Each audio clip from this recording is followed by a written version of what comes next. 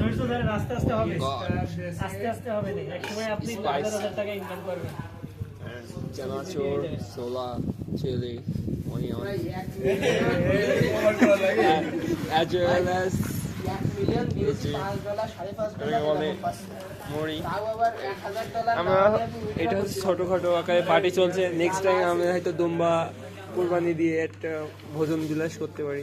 এটা আমাদের ছোট পার্টি। তাও তাও আমাদের